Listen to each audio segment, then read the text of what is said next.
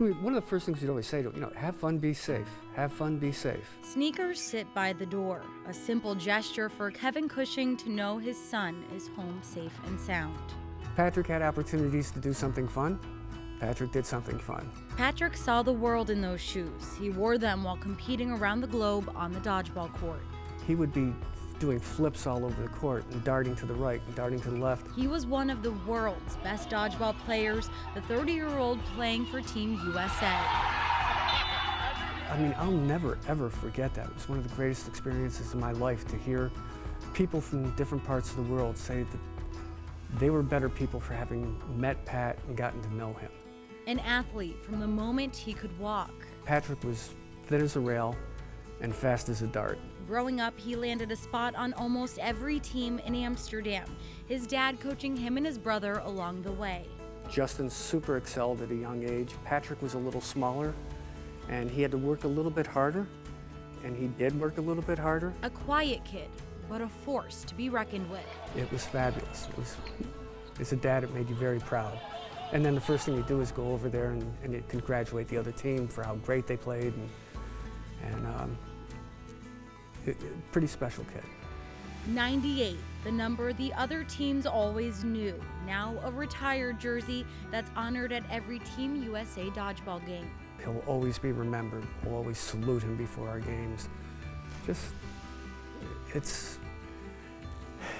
It hurts to hear, but it makes you feel good that he won't be forgotten. Those footprints left by Patrick will never be erased. They're imprinted for eternity in Schoharie, where Patrick was one of 20 that died a year ago. They spent pretty much every weekend together, hanging together, plotting together, playing together, and they passed away together. A group that lived to the fullest, but still had so much life ahead of them. Those that say that they're all in heaven together, they're all in a special place together, I want to believe that more than anyone, because they were incredibly close.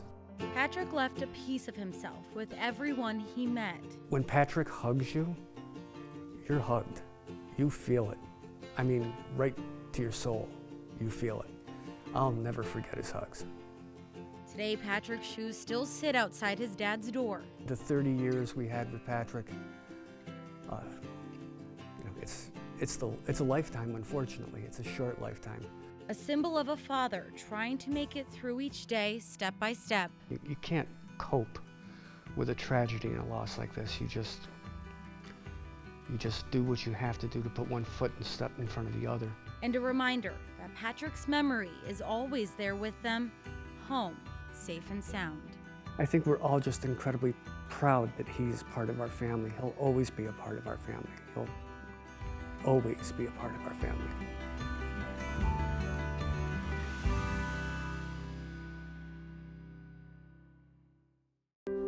Everything about that day was just picture perfect. It was. The smile never left their face. One of the most important days of a girl's life. For Erin McGowan, it was simply that. Their wedding day, the two of them smiled so much. A walk down the aisle to the love of her life, Shane. The way that Shane was smiling, when we walked into the church to see him, standing over there with his big Shane smile, and waiting I feel for, just waiting for Erin. Her best friends beside her. Melissa, Megan, and Erin were inseparable since 7th grade. Since middle school. That's insane. We're in our 30s. As they grew up, the bonds between them would only grow stronger. I think we're the only ones who could put up with one another a lot of the time. Together, they traveled the world. We're kind of a rowdy bunch. We had an entire group playing slip and slide in the Bahamas. Yep. You could rent those big rafts. We tied them together. We had the whole beach doing it, strangers. All of our rafts tied together in the ocean, the Bahamas, running and slip and slide across them all. They celebrated every milestone, from birthdays. That was Erin's birthday at Rain Dancer. To babies. That's the day Garrett was born. And weddings. We were in a wedding in Pensacola, Florida together, our friend Amber Lynn's wedding. Her and Shane. And then the little poem just always reminds me of her. She cared about everybody's special events in their life. No matter what it was, she made it special for you. something she never thought about until she met Shane. Sometimes Erin would date somebody and they would break up and I'd be like, there's nothing wrong with him. Like, what are you doing? But she knew exactly what she was doing. She was going until she found the one, and she found him. Spending 5 years together before getting married last June. But it's hard to find that in somebody where you can just be comfortable, or even on your bad days, they still think you're the most beautiful human in the world. Less than 4 months later, their promise of forever cut short. And they had their whole lives ahead of them. And I think that's what gets me the most, is that you find that true love and you find that happiness, and it's just taken away from you in an instant. And I'm like, why?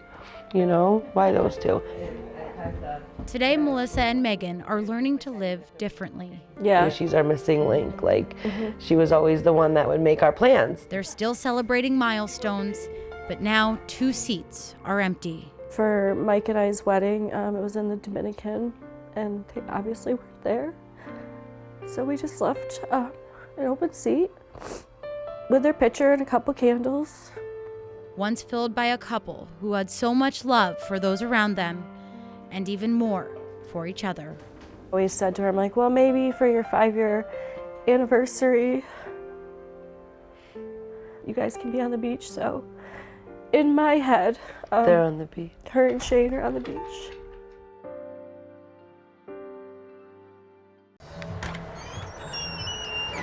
Inside the Apple Barrel Country Store in Schoharie, Come right this way. it's business as usual. We have 3 homemade soups. We have a local sweet corn chowder. A place where the community comes together.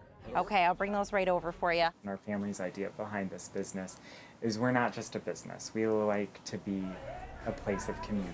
And now a place where the community grieves together. Our community is not rich in dollars, but we are rich in love. A year ago, everything changed. 20 lives lost right outside the front doors. We were still planning the vigil, and that was the next thing that she said, was we have to have a permanent memorial. It was never a question of if for us, it was just a question of how do we do this? How do we make this happen? In the days after, an outpouring of support. And it does give you a sense of hope that there are a lot of really great people out there. Unfortunately, a lot of them were lost on that day.